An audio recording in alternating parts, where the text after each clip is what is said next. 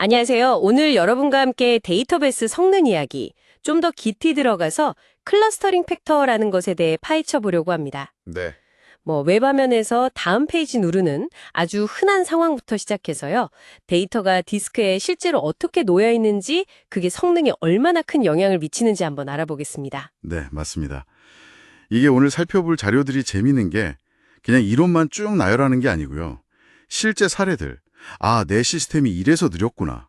또는, 이런 방법도 있네. 하고 딱 와닿는 그런 내용들이 담겨 있어요. 오, 기대되는데요? 네, 그래서 오늘 저희 목표는 이 클러스터링 팩터, 이게 왜 중요하고 또 이걸 어떻게 써먹을 수 있는지 그 핵심적인 감을 잡아가시는 겁니다. 여러분이 아하! 하는 순간을 만들어 드리는 게 목표예요. 좋습니다. 그럼 좀 복잡해 보일 수도 있지만 이 데이터베이스 속사정을 최대한 쉽고 재미있게 한번 파헤쳐 보면서 정보 검색 효율을 높이는 열쇠 같이 찾아보시죠. 네, 자, 우선 자료 시작 부분을 보면요. 웹 환경에서의 그 페이징 처리 문제 이걸 먼저 짚어주네요. 예전 클라이언트 서버, 그러니까 투티어 환경에서는요. DB 연결이 쭉 유지되잖아요. 그렇죠. 세션이 살아있으니까요. 네, 그래서 다음 페이지 요청하는 게 비교적 간단했는데 웹은 요청할 때마다 연결이 끊겼다가 다시 맺어지니까 그 상태 유지하는 게 어렵다는 거죠. 맞아요. 특히나 결과를 특정 순서로 정렬해서 보여줘야 할 때, 예를 들어 고객 이름 순으로요. 이럴 때 문제가 좀 복잡해지죠. 이름순 정렬이요? 네. 예를 들어서 김시성을 가진 사람들을 이름 순으로 쭉 보여주는데 한 페이지에 25명씩 보여준다고 해볼게요. 그럼 첫 페이지는 그냥 가져오면 되는데 네. 두 번째 페이지를 요청할 때 서버는 어디까지 보여줬더라 이걸 기억 못하잖아요. 웹 환경 특성상. 그러니까 매번 처음부터 김 씨를 찾아서 26번째 사람부터 25명 이걸 골라내야 하는 그런 비효율이 생길 수 있다는 거예요. 그러니까 요청할 때마다 거의 같은 작업을 또 하고 그럴 수 있겠네요. 그렇죠. 부하가 상당하겠죠. 그런데 여기서 진짜 골치 아픈 문제는 동명이인이라고 딱 짚어주네요. 이름이 다 다르면 사실 간단할 텐데 말이죠. 마지막 사람이 홍길동이었으면 그냥 홍길동 다음 사람 찾아오면 되니까. 맞아요. 근데 만약에 김민수라는 이름이 여러 명 있다. 그럼 얘기가 달라지죠. 첫 페이지 마지막에 나온 김민수가 예를 들어 김민수 A였다고 쳐요. 네. 그럼 다음 페이지는 정확히 김민수 A 바로 다음 사람부터 시작해야지 엉뚱하게 첫 번째 김민수부터 다시 보여주면 안 되잖아요. 근데 이름만 가지고는 이걸 구분할 수가 없는 거죠. 그래서 뭔가 고유한 식별자가 필요하다 이 말이군요. 자료에서는 데이터베이스 내구 주소값인 로우 아이디 이걸 활용하자고 제안하는데 이게 테이블 안에서는 절대 중복이 안 되니까요. 네, 바로 그겁니다. 그래서 아이디어가 뭐냐면 이름하고 로우 아이디를 하나의 쌍으로 묶는 거예요. 자료에서 이걸 콩깍지 씌운다고 재밌게 표현했더라고요. 아하, 콩깍지요? 네, 그래서 이전 페이지 마지막 사람의 이름 로우 아이디 값보다 큰 다음 이름 로우 아이디 쌍을 가진 데이터를 찾는 거죠. 이름이 같더라도 로우 아이디 값은 다르니까 정확히 다음 사람을 찾아낼 수 있는 거예요. 그러니까 이름으로 먼저 비교를 하고 만약 이름이 같으면 그 다음엔 ROID로 순서를 따져서 다음 사람을 찾는다 이런 거네요. 맞습니다. 이 방식이면 이름으로 정렬된 인덱스도 효율적으로 쓸 수 있고요. 오, 인덱스까지요? 네, 보통 인덱스에는 정렬 기준 컬럼, 그러니까 여기선 이름이랑 ROID가 같이 들어있거든요. 그러니까 테이블을 직접 안 보고 인덱스 스캔만으로 다음 페이지 데이터를 찾을 가능성이 높아지는 거죠. 성능 면에서도 훨씬 유리해요. 그렇군요. 페이지 위로 올리는 거, 페이지 업 기능도 비슷해요. 화면 첫 번째 사람의 이름, ROID 값보다 작은 이전 데이터를 찾으면 되는데 이때는 인덱스를 거꾸로 읽으면 되고요. 확실히 이 ROID를 결합하는 게 아주 똑똑한 방법이네요. 그런데 잠깐만요. 자료에서 갑자기 데이터 모델링 이야기가 나오는데 주문 일자를 연, 월, 일 이렇게 컬럼을 나누는 게 왜 안 좋은지 설명하는 부분이 있거든요. 이건 지금 페이징 이야기랑 어떻게 연결되나요? 네. 좋은 질문이세요. 이게 직접적인 연결이라기보다는 결국 데이터를 어떻게 정의하고 저장하느냐가 쿼리 설명에 영향을 미친다. 이런 큰 그림의 일부로 보시면 될 것 같아요. 큰 그림? 네. 자료에서는 속성의 원자성이라는 개념을 이야기하는데요. 예를 들어서 1999년 12월 25일부터 2000년 1월 5일까지 주문 내역을 찾고 싶다고 해보세요. 네. 근데 컬럼이 연, 월, 일로 나뉘어 있으면 이 조건을 SQL로 만들기가 엄청 까다로워져요. 아, 그렇죠. 연은 1999 또는 2000이고 월은 12 또는 1이고 뭐 이런 식으로 조건을 다 조합해야 하니까 엄청 복잡하겠네요. 맞아요. 결국에는 애플리케이션 단에서 이 세 개 값을 다시 합쳐가지고 뭐 1999, 1225 이런 식으로 만든 다음에 비교하게 되거든요. 이건 결국 뭐냐 하면 처음부터 주문일자라는 하나의 의미 단위, 즉 원자 단위를 분리하지 말았어야 했다는 걸 보여주는 거죠. 음, 이렇게 데이터 구조 자체가 좀 비효율적이면 나중에 아무리 인덱스를 잘 만들고 튜닝을 해도 한계가 있을 수 있다는 거예요. 결국 데이터 설계 단계부터 어떻게 정보를 효과적으로 조회하고 쓸지를 고민해야 한다는 그런 맥락에서 잠시 언급된 것 같습니다. 아, 이해했습니다. 데이터 모델링 자체가 성능의 시작점일 수도 있다. 이런 말씀이시군요. 자, 그럼 다시 본론으로 돌아와서요. 드디어 클러스터링 팩터라는 핵심 개념이 등장합니다. 이게 도대체 뭔가요? 네, 클러스터링 팩터. 이게 아주 중요한 개념인데 사실 의외로 많이들 간과하기 쉬워요. 쉽게 말하면요. 내가 원하는 데이터들이 물리적으로, 그러니까 디스크상에서 얼마나 가까운 곳에 모여 있는가, 이걸 나타내는 지표예요. 물리적으로요?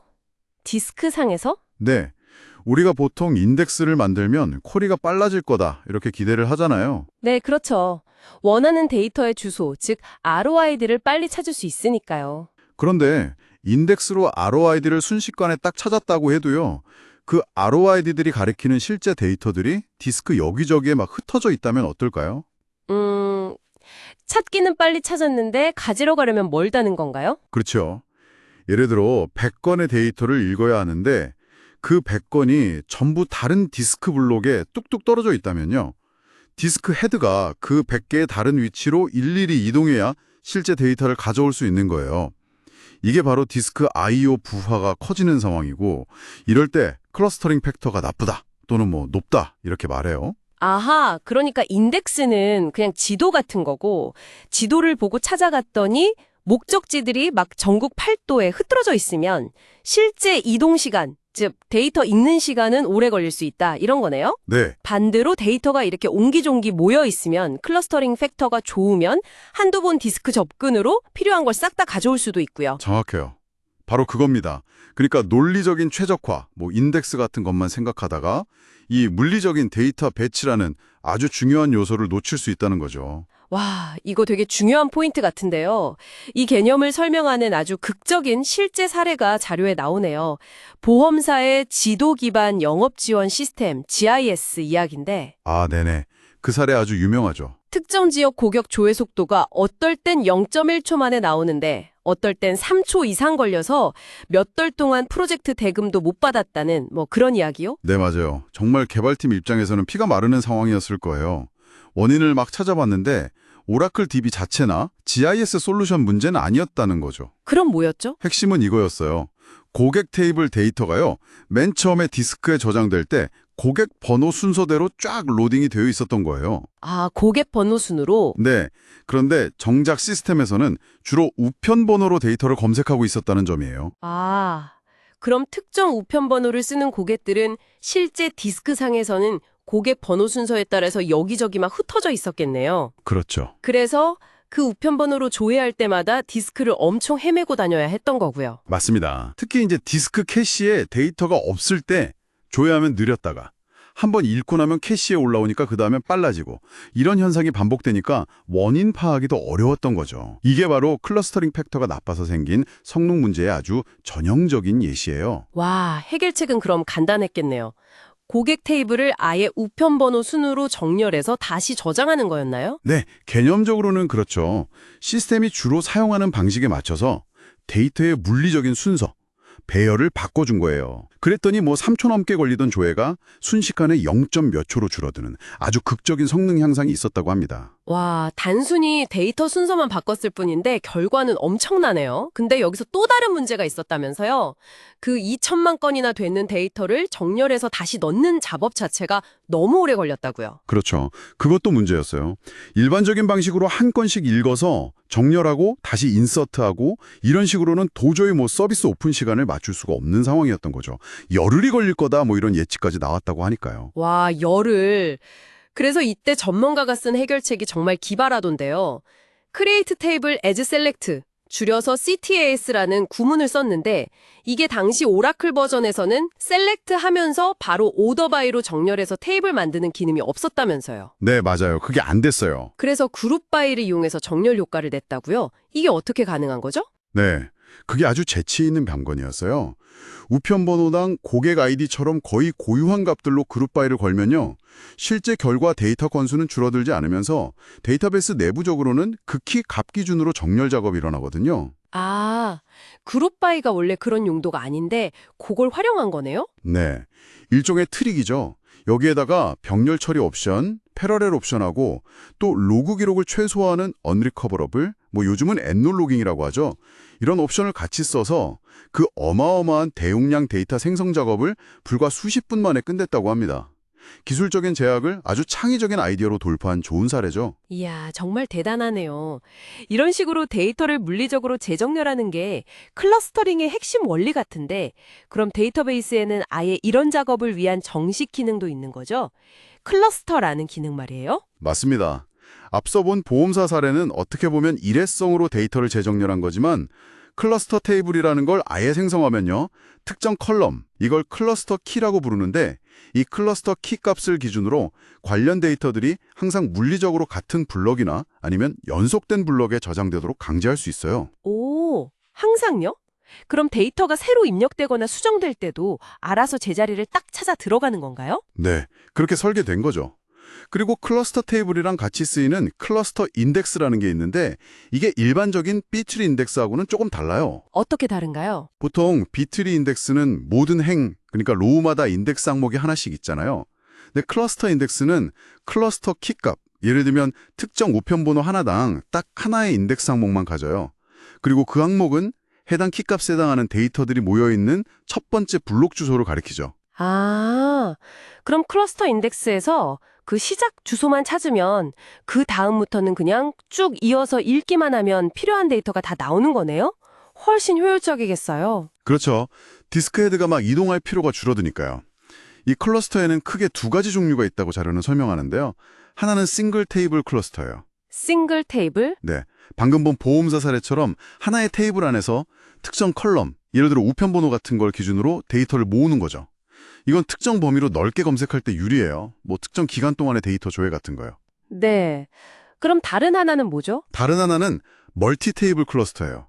이건 이름 그대로 여러 테이블, 특히 자주 함께 조회되는 테이블들을 아예 하나의 물리적 공간에 같이 저장하는 방식이에요. 여러 테이블을요? 한 곳에? 네, 주로 이제 부모 자식 관계에 있는 테이블들, 예를 들면 부서 테이블과 사원 테이블 또는 주문 헤더와 주문 상세 내역 같은 거요.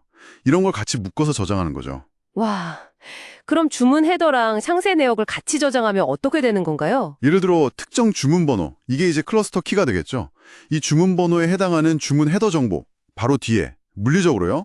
그 주문에 속한 여러 개의 상세 내역 데이터들이 쭉 이어서 저장되는 거예요. 오, 이렇게 해두면 특정 주문 하나를 조회할 때 그 비싼 조인 연산을 할 필요 없이 그냥 한 번의 디스크 읽기, 즉 한 번의 I/O로 헤더 정보랑 상세 내역을 몽땅 다 가져올 수 있어요. 와, 조인 비용이 아예 사라지는 거네요? 그렇죠. 마치 파일 하나에서 관련 정도를 그냥 통째로 읽어오는 것과 비슷한 효과를 내는 거죠. 스토리지 절약 효과도 있을 수 있고요. 특히 멀티 테이블 클러스터는요. 와, 이건 정말 강력한데요? 그럼 모든 테이블을 다 클러스터로 만들면 좋은 거 아닌가요? 하하, 그랬으면 좋겠지만 세상에 공짜 점심은 없죠. 클러스터가 강력한 만큼 명확한 단점하고 고려사항들이 있어요. 아, 단점도 있군요. 네.